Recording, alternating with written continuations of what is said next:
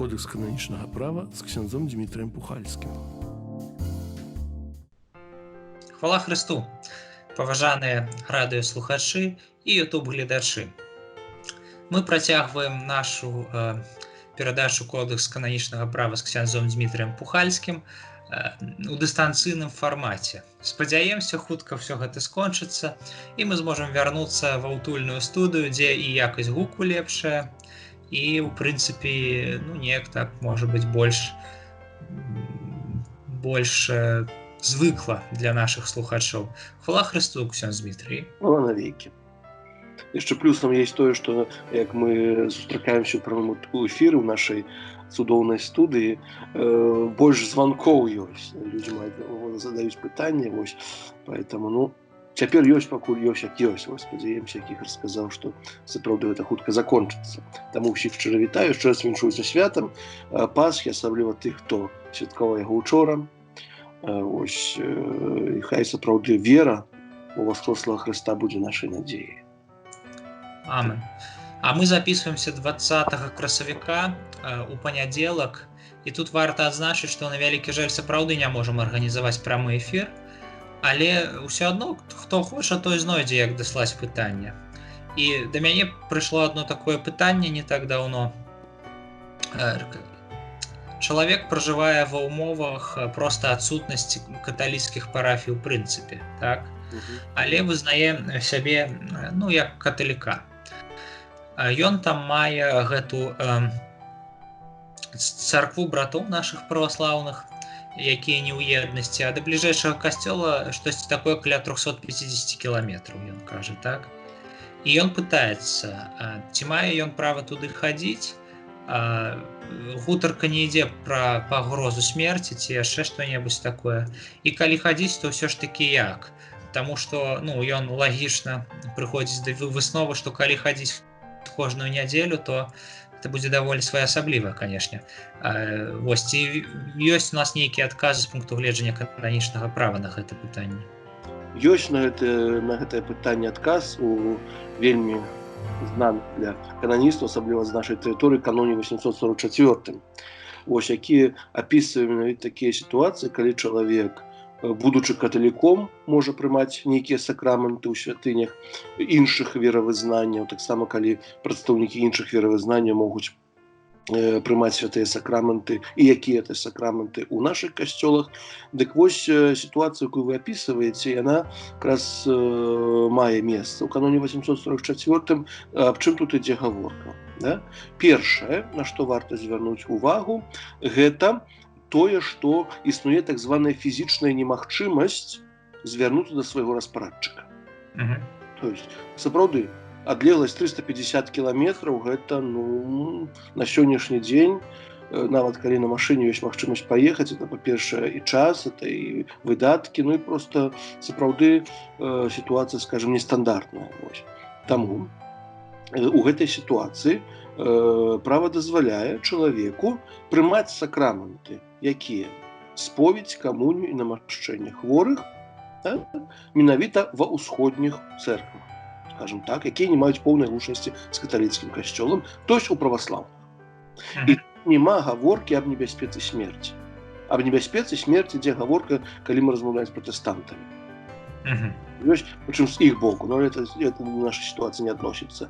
То есть у гэтай сітуацыі, калі чалавек жыве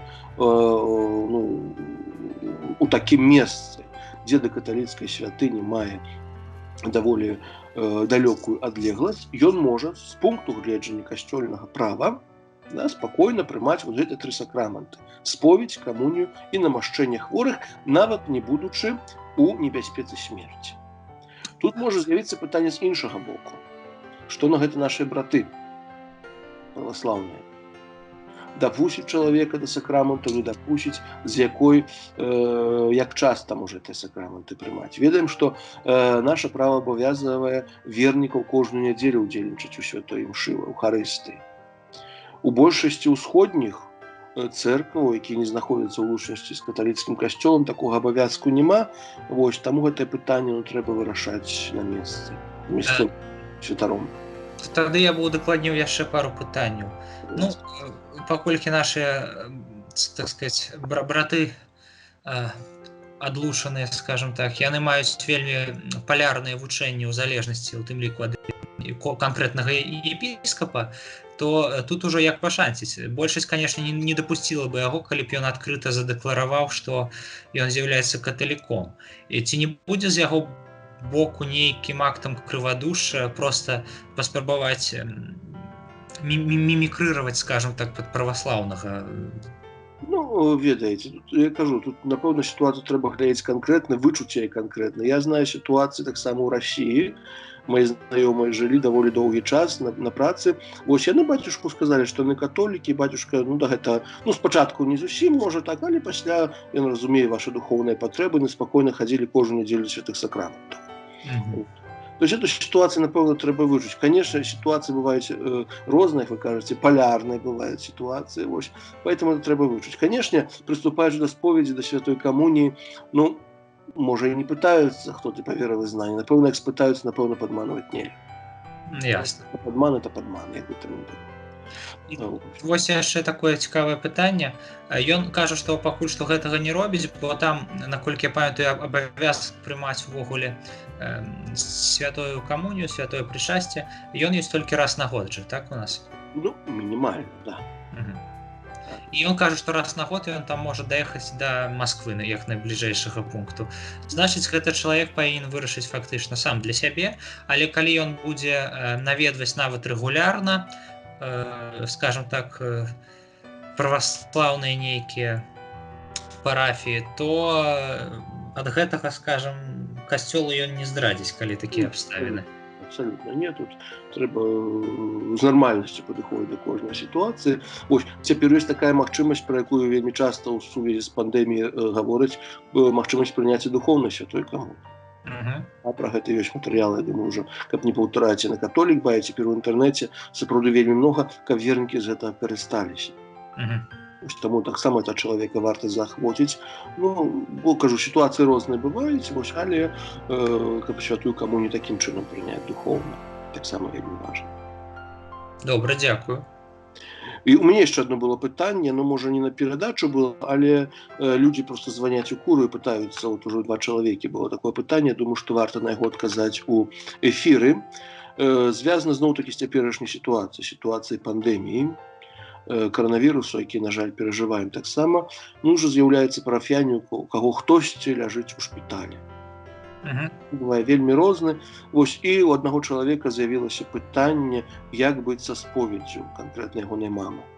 70 гадоў, чым усё это кончыцца невядома. Вось, мама хацела прыступіць да святой споведзі, як што рабіць.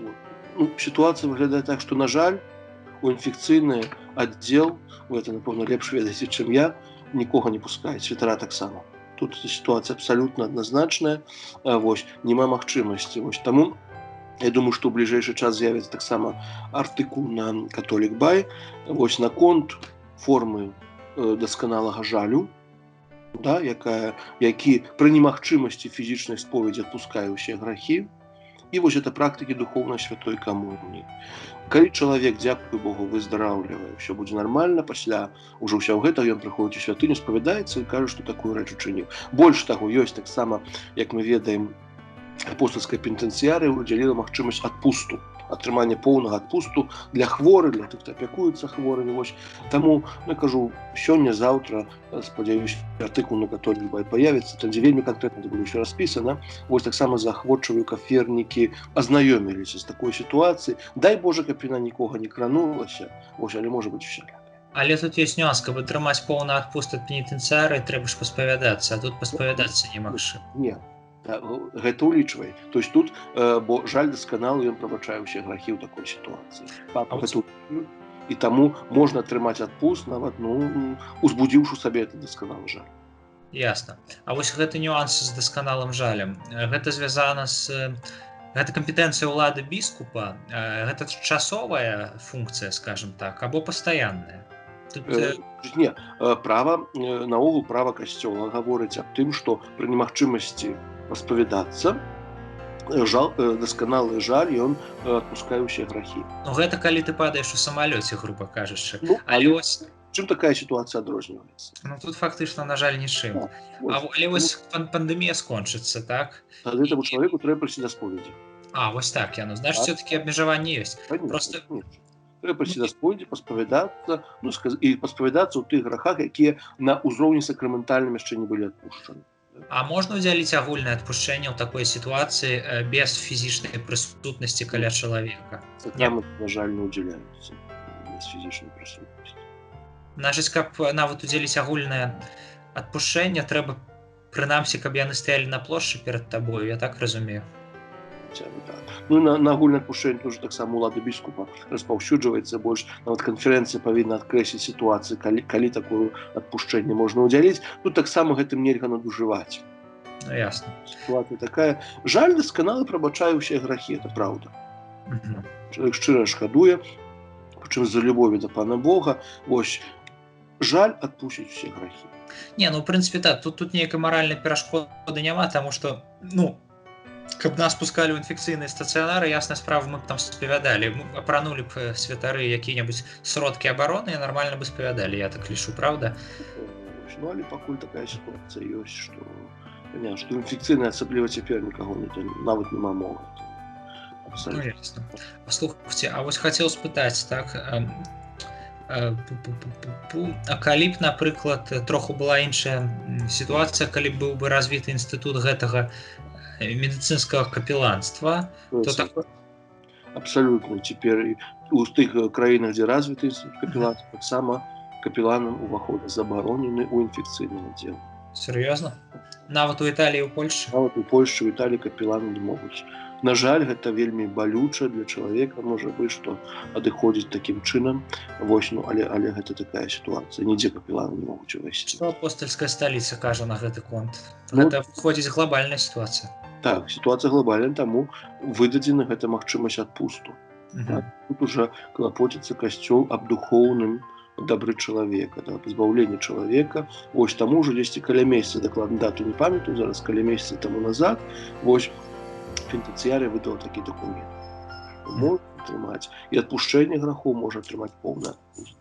Варта за так карыстацца, вось, для таго, каб у такой сітуацыі, цяжкай сітуацыі паяднацца з Богам. Усё ж такі павінны памятаць, што нават, як мы кажам, сакрамент — це бачны знак нябачнай Божай ласкі, это Божая ласка на большая, чым нейкае чалавечае дзеянне заўсёды, як бы там не было. І залежыць сакрамент, прыняцце сакраменту таксама ад паставы чалавека, ад жалю за грахі, ад жалю з таго, што ёсць. Паўтаруся, не дай Божа нікому з нас ці з нашых блізкіх аказацца ў такой сітуацыі. Але як будзе, то што дадаем? Ну, тады можна, напэўна, дадаць, што проста, як не дай Бог, формулы гэтай такой узорнай дасканалага жалю, наколькі я разумею, яшчэ ж няма. Тады проста кожны павінен шкадаваць як можа, правда? Галоўнае, каб шчыра. Так, галоўнае, каб шчыра, так. Добра. Гэта такія пытанні, якія былі, якія ў астатнія дні узнікаюць у людзей, напэўна, яны людзей турбуюць, таму, думаю, варта на них таксама адказаць. Вельмі важнае пытанне. Так. А ў звычайнай сітуацыі ці пускаюць у рэанімацыі, напрыклад? У рэанімацыі, так, у рэанімацыі заўсёды пускаюць без праблем. Добра. Яшчэ не бачу сітуацыю, у рэанімацыю яшчэ ніхто не казаў. З інфекцыйнымі, так, у інфекцыйную бальніцу, нават калі няма эпідэміі, то хутчэй за ўсё. Не ведаю сітуацыі, такіх не было, можа, у інфекцыйную хутчэй за ўсё не пускаюць. Там вельмі нізкая летальнасць, звычайна. Там памірае за год 3 чалавекі, можа. Можа быць, это уже вам уже больш вядома, як лекару, прафесійна. Мінскай. Вось. Такая сітуацыя. Вернемся да парафіі? Так, да пробашчу да парафіі. Так, мы казалі, закончылі нашы разважанні мінулым разам аб тым, што парафія не можа быць даручнай юрыдычнай асобай за выключэннем да сітуацыі, калі парафіі займаюцца монахі, прадстаўнікі інстытута кансакраванага жыцця або таварыства апостальскага жыцця. Такіх прыкладаў у Беларусі даволі многа. Многія парафіі, як мы ведаем, законнікі. Вось, далейшае наступнае вымаганне права для пробашча становіцца даволі такім відавочным. Для таго, каб нехта сапраўдным чынам мог стаць пробашчам, ён павінен мець святарскае пасвячэнне. Пра гэта мы ўжо казалі не адзін раз. Пробашчам нельга прызначыць чалавека, які не з'яўляецца святаром. Да, мы мінулы раз заказалі аб розных сітуацыях можна даручыць апеку над парафіяй камусьці. Вось, але пробашчам, менавіта пробашчам павінен быць толькі той, хто мае святарскае пасвячэнне. І тут ёсць такі адзін невялікі нюанс, можа, для сітуацыі беларускай, таму што кожная наша парафія зарэгістравана ў дзяржаве. Вось, і там даволі часта бывае такая сітуацыя, што дзяржаўнае права гаворыць аб тым, закон аб свабодзе сумлення гаворыць аб тым, што кіраўніком рэлігійнай арганізацыі не можа быць іншаземец. Так? Ёсць так. Іншаземец — гэта значыць чалавек з замежным грамадзянствам. Так. Чалавек з замежным грамадзянствам. Не грамадзянін Рэспублікі Беларусь. Ведаю я аднаго не грамадзяніна Рэспублікі Беларусь, які кіруе адной рэлігійнай арганізацыяй. Ведаем таксама іх. Вось. Але і тут вельмі важна казаць аб тым, што у дзяржаўных статутах ёсць яшчэ такая фігура, як называецца старшыня касцёльнай рады. Душпастырскай рады, касцёльнага камітэта, па-рознаму это называецца. Вось. І тады, даволі часта, нават не абавязкова это павінна быць, калі пробашч іншаземец, вось, і тады фармальна ён лічыцца кіраўніком парафіі, але не пробашчам. То есть пробашч і кіраўнік парафіі, да чаго я хачу сказаць, што гэтыя, скажем так, пасады могуць адрознівацца. І вельмі часта кіраўнік касцёльнага камітэта, напрыклад, можа мець права подпісу тады нейкіх дакументаў, але пробашч займае толькі душпастырствам. У большасці парафій, скажем, пробашч і кіраўнік касцёльнага камітэта — это адна і тая сама асоба. А яно не забаронена, в прынцыпе? То есть абмежаванне якое у дзяржаўным заканадаўстве кіраўніком касцёльнага камітэта, да, то есть кіраўніком, скажем, рэлігійнай арганізацыі не можа быць не грамадзянін Рэспублікі Беларусь. Таму, калі пробашч, бо пробашч можа быць, у статутах ва ўсіх напісана, што для функцый пробашча можна запрашаць іншаземцаў. А для кіраўніка парафіі не, вось это ёсць такое. Поэтому кіраўнік касцёльнага камітэта хтосьці мясцовы звычайна. Але няма патрабавання, каб гэта была светская асоба ў дзяржаўным заканадаўстве. На ўзроўні дзяржаўнага заканадаўства перад дзяржавай па сутнасці не мае значэння, хтосьці мае святарскае пасвячэнне ці не мае. Мае значэнне грамадзянін Рэспублікі Беларусь, не грамадзянін Рэспублікі Беларусь. Цікавая дзяржаўная сістэма нагадвае гэты кангрэгацыяналізм, калі памятаеце такі кіруначак пратэстанцкі, там вось таксама была такая падвойная структура. Не то, што падвойна, но просто вот наша рэчаіснасць, у якой мы жывем. Так, і там жа тэарэтычна камітэт, калі нейкія рашэнні прымае, то ён іх мае. Там як бы ўлада з пункту гледжання дзяржаўнага права знаходзіцца ў межах арганізацыі камітэта, так? Так, камітэт, там заўсёды прымаце калегіяльнае прыняцце рашэння, дзе там большасцю галасоў павінна быць прынятая. Гэта па сутнасці такі статут, які больш-менш універсальны для большасці такіх калегіяльных арганізацый. Рэлігійных, нават не толькі рэлігійных, іншых. Таксама дачныя таварыствы ці штосьці іншае, там заўсёды ёсць статуты. Ён такі дэмакратычненькі, але ясная справа, што касцёл не дэмакратычны, таму гэта, так скажам, касцёлам пераварваецца і апрацоўваецца ў тое, што павінна быць. Прыстасавацца да тых умоў, дзе у якіх мы жывём. Канешне. Далей права гаворыць аб тым, што акрамя таго, каб нехта сапраўдным чынам быць прызначаны пробашчам, павінна святарскае пасвячэнне, ён павінен адзначацца здаровай навукай, добрымі маральнымі якасцямі, стараннасцю аб душах і іншымі цнотамі, а звыш гэтага валодаць тымі якасцямі, якія патрабуюцца як паўсюдным, так і мясцовым правам для кіравання парафіяй. Пра гэта мясцовае права я ўжо трошкі сказаў, і таксама дзяржаўнае права, да. Таксама можа быць у некаторых дыяцэзіях абмежаванне па ўзросту, напрыклад. А кодекс уключае пад мясцовым правам у тым ліку і светскае, так? Тут канкрэтна у гэтай сітуацыі гаворыць пра касцёльнае мясцовае. Касцёльнае. Але ў некаторых выпадках гаворыць і пра светскае. І таксама у такой рэчаіснасці, дзе мы жывем, касцёльнае права павінна быць у тым сэнсе, у якім не супярэчыць Божаму праву, павінна быць не то, што падпарадкавана, але сагласована са светскім правам. Так. У нас рэчаіснасць яшчэ больш-менш, але ясная справа, што ў якой-небудзь, не ведаю, у камуністычным Кітаі там ці на Кубе, там, канешне, такіх пытанняў не павінна быць, правільна? Так. Вось. Ну і для таго, каб некага прызначыць на пасаду пробашча, трэба пераканацца ў яго здатнасці спосабам, акрэсленым ліцэнзіяльным біскупам, у тым ліку з дапамогай спецыяльнага экзамена. Вось такая сітуацыя ў многіх краінах вельмі моцна распаўсюджана. Для той самай Польшчы, для таго, каб стаць пробашчам, трэба здаць вельмі паважны экзамен. Вось там пробашчамі становяцца, скажем так, часта мужчыны пад 50, святары, калі так вось, ну, по 20-25 гадоў святарства, якія маюць. Вось, пакуль сітуацыя такая. Вось у нас, канешне, маладзейшыя святары становяцца пробашчамі, але тым не менш, да, то есть ад іх патрабуецца веданне, то есть не толькі быць добрым, скажем так, душпастрам, добрае казанне гаварыць, не, але таксама тое, што, ну, пробашч таксама у пэўным сэнсе адміністратар парафіі, у тым сэнсе, што павінен ведаць і адміністрацыйнае нейкае права, сакраментальнае права касцёла, нейкія іншыя рэчы, якія, на якімі таксама з якімі прыйдзецца жыць. І далейшае патрабаванне вось гаворыць аб тым, што становішча пробашча павінна быць стабільным, сталым. Таму ён прызначаецца на неакрэслены тэрмін. На акрэслены тэрмін яго можа прызначыць толькі ліцэнзіяльны біскуп, калі гэта будзе дазволена дэкрэтам канферэнцыі біскупа. Ёсць некаторыя краіны, таксама ў Еўропе, да, дзе пробашчы прызначаюцца на нейкі акрэслены тэрмін. Часта это 9 гадоў. Чамусь так вось вызначаецца. 9? 9, так.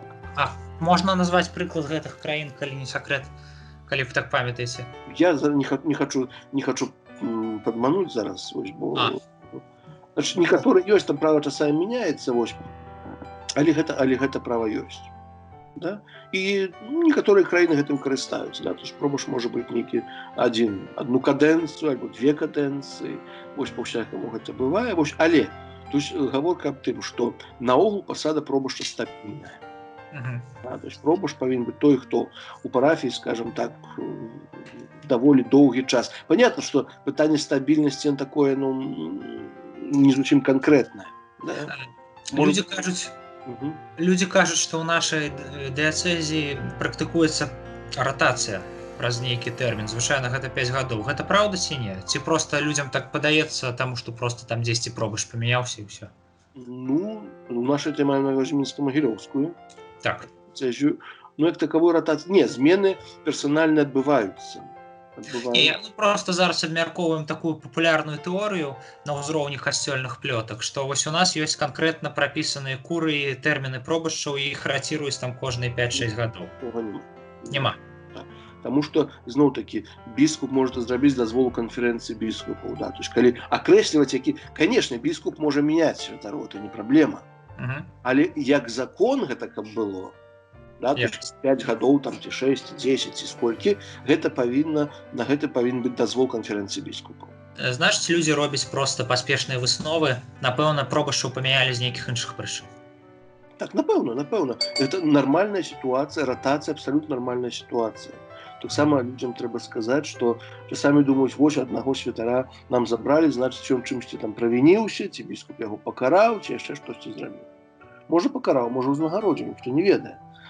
Вось, і часта людзям, ну, правда такая, што, канешне, людзі не ўсё заўсёды ведаюць, розныя сітуацыі ў жыцці бываюць, але, ну, гэта жыццё. В канцы канцоў, дзесьці святар, можа, памірае, трэба нейкую ратацыю зрабіць, дзесьці кагосьці, можа, камусьці чарговую, як мы кажам, справку не далі, то есть паўнаважны не дазволіў далей працаваць у Беларусі. Такія сітуацыі ёсць, парафіі трэба некім, перапрашаю, закрыць. Да, ратацыі адбываюцца. Хтосьці можа захварэць, хтосьці можа, з кімсьці можа іншая сітуацыя. Усё ў жыцці здараецца. Ясна. Я хацеў спытаць, даведка ад упаўнаважанага яна ж толькі для замежных грамадзян. Так. Для замежных грамадзян. Вось, поэтому, ну, сітуацыі розныя бываюць, поэтому нормально, што персанальная палітыка ў ліцэзіі праводзіцца. Можа быць такое, што некаторыя законы вырашыць скончыць сваю працу ў Беларусі. Да, менш або іншыя законы прыходзяць, або ліцэнзіяльныя святары. Ну, тут уже неяк, то есть это праца ідзе, напэўна, ніхто не мае такой інтэнцыі, каб дзесьці кагосьці пакрыўдзіць ці што. Ну, у меры магчымасцяў. Таксама, ну, скажем так, і персанальны склад ліцэзіі абмежаваны. Але ў нармальнай сітуацыі пробашч прызначаецца на нявызначаны, але доўгі тэрмін. Ну, значит, просто прызначаецца. Тэрмін звычайна хутчэй за ўсё не абмяжоўваецца. Еще можа праз месяц яго можна зняць, можа праз 20 гадоў, можа праз 50. Як будзе. Да? Ось. І наступны канон гаворыць так, што прызначаць на пасаду пробашча мае дэцызіяльны біскуп і пры гэтым свабодным чынам. Хіба што нехта іншы мае права прадастаўлення або выбару. У нас таких парафій же няма. Тут не гаворка ідзе пра парафіі, які ёсць, які няма. Толькі ёсць, зноў-такі, трэба вярнуцца да першай кнігі, да якой мы часта вяртаемся, ось, ёсць розныя спосабы прадстаўлення касцёльнай пасады. І больш, скажем, такой, больш папулярны, больш паўсюдны спосаб – это свабоднае прызначэнне.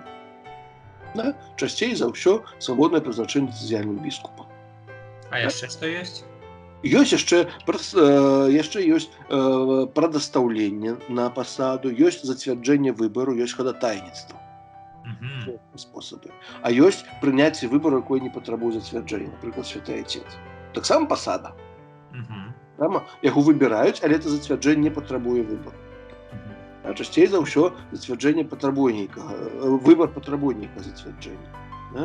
Можа быць хадатайніцтва, калі некага выбралі, але ў яго ёсць, напрыклад, перашкода нейкая, альбо штосьці іншае, тады людзі за яго хадатайнічаюць, каб менавіта ён стаў заняў нейкую пасаду. То есть варыянты ёсць. А галасаванне сярод вернікаў, гэта што будзе?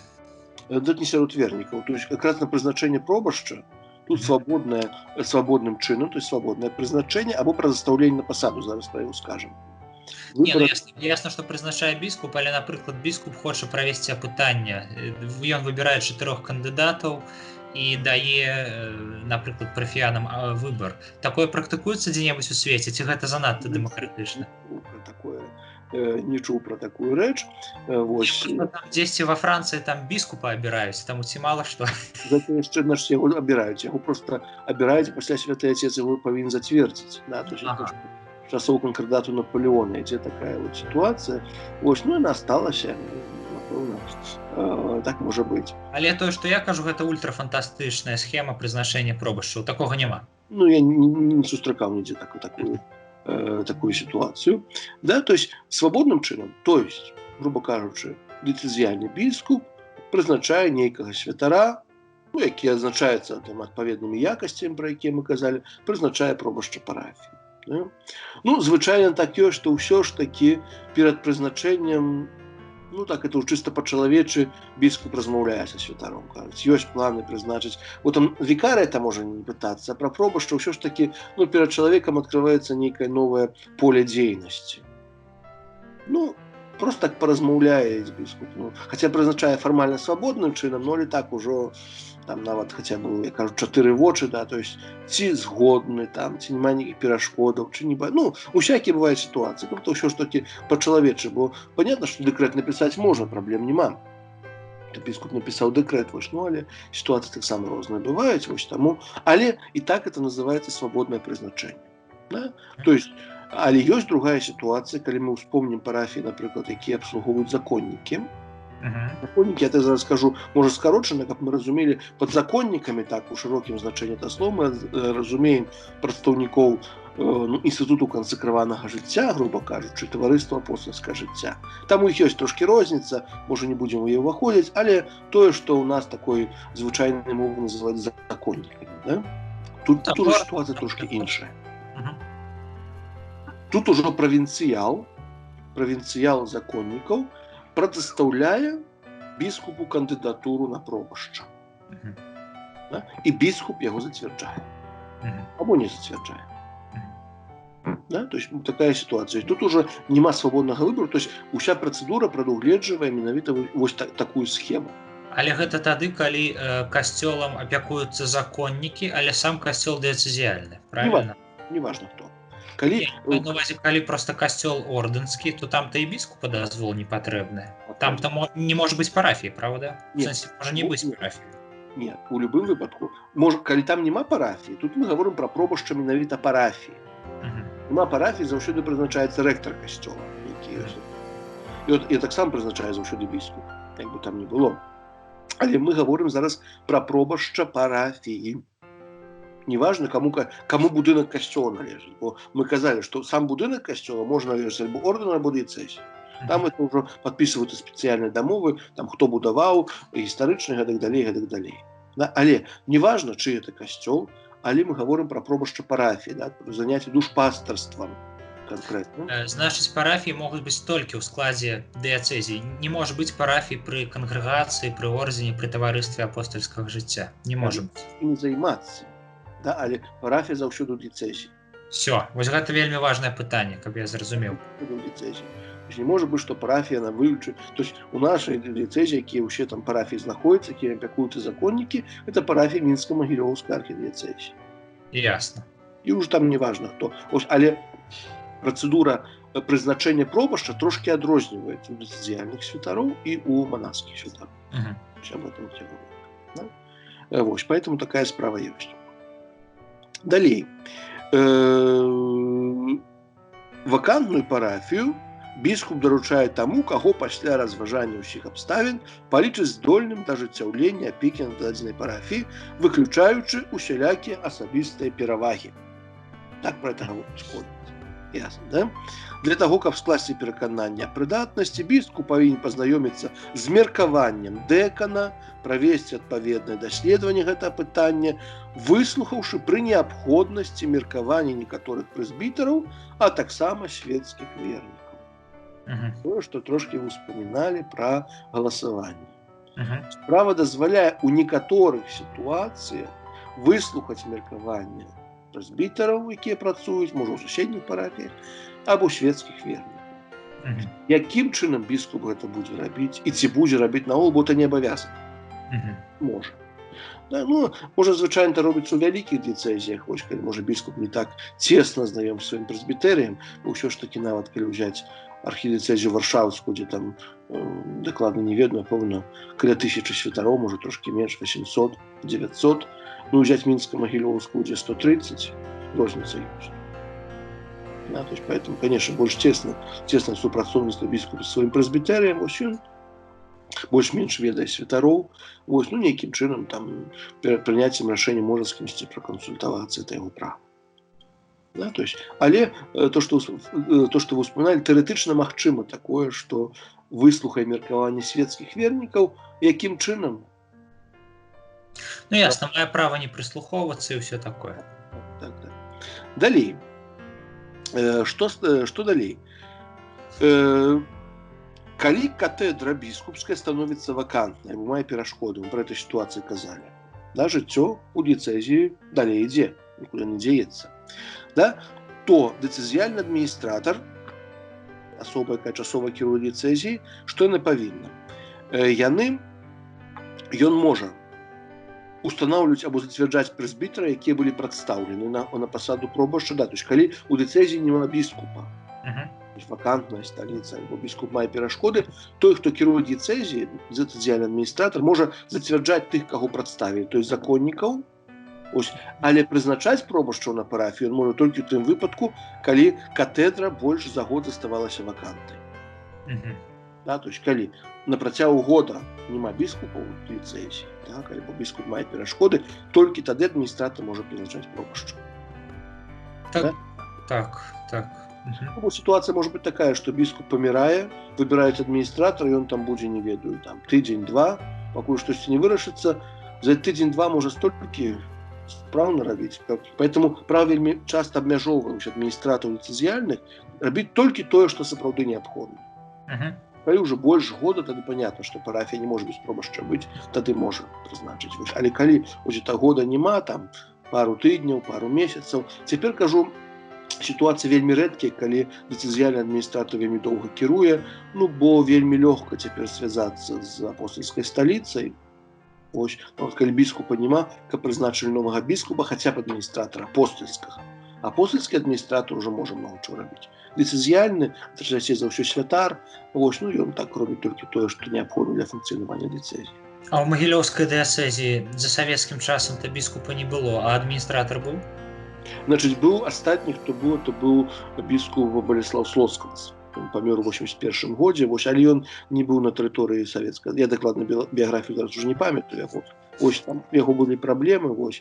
Ну, па сутнасці астатнім арцыбіскупам Магілёўскім, астатнім у тым стадзе, які рэзідаваў і быў у дыяцэзіі, скажем так, это быў арцыбіскуп Эдвард фон Ропп. Да, то есть ён памёр где-то 38-39 год, але фармальна быў біскупам до 17-18 года, пасля таксама былі розныя сітуацыі. Але адміністратару, я так разумею, не было, была поўная анархія фактычна на той тэрыторыі ўжо. Скажу, калі это слово можна ўжыць, ну то можна і так сказаць. Просто бываюць вельмі цікавыя рэчы. Я недавно чытаў, вось хацеў, каб вы паяснілі, можа быць, чытаў пра дыяцэзію Пхеньяна, так? І ёсць адміністратар, які адначасова з'яўляецца біскупам, ну, у паўднёвай Карэі, чагосьці там нармальнага. Я не памятаю, Сеула, можа быць. Такое магчыма, што біскуп можа з'яўляцца біскупам адной дыяцэзіі і быць адміністратарам другой. Ну, калі ўспомню нават зусім недаўнюю гісторыю Беларусі, такая сітуацыя была. Ну так. Кардынал Казімір Свён так быў арцыбіскупам мітрапалітам Мінскім Магілёўскім і адміністратарам Пінскай дыяцэзіі. Ясна. Так званая персанальная унія, яна можа быць. І прычым у яго была рэальная ўлада, бо ясна, што адміністратар дыяцэзіі ў Пхеньяне гэта больш такое. Только тут опять пытанне, які ён адміністратар. Калі адміністратар можа быць дыцэзіяльны або апостальскі. Ясна. Так, ну, то есть пра дыцэзіяльных наогул далей можа, у дыцэзіяльнай, кажу, цяпер яны не часта здараюцца, бо ўсё ж такі апостальская сталіца імкнецца як мага хутчэй прызначыць хаця б апостальскага адміністратара. Уже апостальскі адміністратар прызначае святы пасад, і тады ўжо яго паўнамоцтвы больш, скажем так, можа больш што рабіць. Ну, як дакладна сітуацыю ў Пхеньяне зараз выглядаць не скажу, напэўна, цікавага мала. Ось, ну, але не ведаюць нават ці ў самім Пхеньяне то дыяцэзія ці адміністратура, не ведаюць. Не скасоўвалі дыяцэзію дакладна, гэта я правяраў. Слухайце, а там ёсць касцёл для дыпламатаў, вы не ведаеце? Не ведаю. Ясна. Туды яшчэ не даехаў. Будзем спадзявацца, што не даедзеце ніколі. Ну, што можа, ну, невядома як там. Ну, хіба што евангелізаваць народа, калі гэта іх рэжым закончыцца. Ну, не ведаю, поэтому не скажу на это. То есть там, напэўна, ситуация неким чынам вырашена. Ну, але спокойно может быть бискуп, да, то есть так званая персональная уния, дыцэзіяльны бискуп молодой дыцэзіі, апостольскім адміністратарам другому. Значит, гэта магчыма. Так, з адміністратарам разабраліся. Ён больш за... Там тэрмін азначаны год, значыць. Ну, гэта малаімаверная сітуацыя ў рэальнасці. Ну, так. Асабліва цяпер, кажу, калі... Бо понятно, что раней было пакуль інфармацыя аб смерці біскупа дойдзе да апостальскага пасаду, пакуль там штосьці рашаць, пакуль на канях эту інфармацыю назад прывязваюць, понятно, что это трывала. Вось сёння гэта адзін званок, нават ці смс, ці штосьці іншае, праблемы з тым зусім няма. Поэтому кажу, у рэальнасці такія сітуацыі, ну, можа, дзе і бываюць, але напэўна, вельмі рэдкія. Далей, то, что мы, может, трошки вспоминали, пробаш повинен мець пастырскую опеку только об одной парафии. Повинен. Ну, то есть, нормальная ситуация, когда один пробаш, одна парафия. Да? Вось. Але право говорит так само, что за недахопу святароў, аб іншых абставінах опека аб некалькі суседніх парафіях можа быць даручана аднаму пробашчу.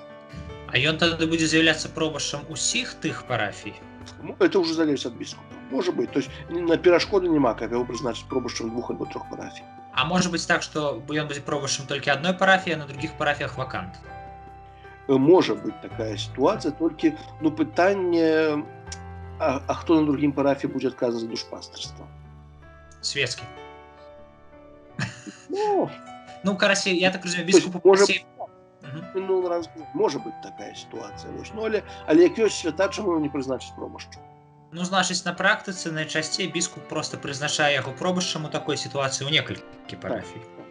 Ну, ёсць яшчэ у нас такое паняцце, ну, у России даволі моцна было распаўсюджана, як душпастырскія пункты. Напрыклад, парафія паміж Мурманском и Петрозаводском, парафія была, больш парафій не было, быў только Мурманскі и Петрозаводскі, это ўсё ж таки там, не ведаю, по-моему, больше 1000 километров, але ж по этой дороге там было некалькі так званых пастырскіх пунктаў. Яны, можа, не заўсёды былі арганізаваны як парафія, часамі, можа, былі арганізаваны як парафія, але настолькі яны былі, ну, настолькі мала асоб там было, што і прызначаць пробашча как-то не было, і таму у дэкрэце часамі мы пішам на маленечкімі вёсачкамі, якія фармальна не ўходзяць у склад парафіі, такого-то святара прызначаем пробашчам у такой-то парафіі, а таксама даручаем душпастарскую апеку над вёскай такой. А сама вёска не ўваходзіць у склад парафіі? Ну, так, што там можа быць калісьці была парафія, можа не была, можа часамі людзі у хаце збіраюцца ў кагосьці. Вось всякие бывают ситуации. Поэтому тут трэба глядзець. Понятно, что нават по дзяржаўнаму праву для того, каб арганізаваць парафію, патрэбна 20 чалавек. А ў вёсцы жыве 5 бабуль. Там, понятно, ніхто не арганізуе, але ўжо понятно, тым бабулях таксама трэба нейкая душпастарская апека, некалькі разоў у год прыехаць, там паспавядаць, нават пахаваць тым бабулях. Вось тут нам гукарэжысёр піша, што наш час паціхонечку ўжо сыходзіць, і ксёндз Дмітрый хацеў задаць такое цікавае пытанне, так? Вось па Мінску мы можам на сайце Католік Бай, канферэнцыі з нашай афіцыйным сайце, паглядзець прыгожы гэта парафіяльны падзел. Ясна, што гэта можа быць не надта запатрабавана з практычнага пункту гледжання, бо людзі звычайна ходзяць туды, куды бліжэй, але калі ўзяць всю нашу вялікую архідыяцэзію, то пробашчы яны ж ведаюць, за якія населеныя пункты яны адказваюць. Ці не вялося ніколі размовы стварыць такую якую-небудзь прыгожую карту падзелу нашай дыяцэзіі на дэканаты, на парафіі? Праца вядзецца. І выкласці ў адкрыты доступ, каб людзі маглі думаць, як крута. Ўсё так, ну, скажу, што ў бліжэйшым будучы, але, ну, абазрымым, як кажуць, будучым это будзе зроблена. Праца ідзе на гэта. Было б вельмі прыгожа. Ну, дзякую тады за такі, так сказаць, экскурс. Сёння шмат было такіх дадатковых пытанняў і адхіленняў, ну, затое закрылі першую кнігу шмат дзе, правда? Так. Таксама ўсім дзякую вялікі. Пахвалёны Езус Христос. Навекі вечныя. Амен. З Богом. Богом. Вы слухали перадачу «Кодекс кананічнага права» з ксяндзом Дмітрыем Пухальскім.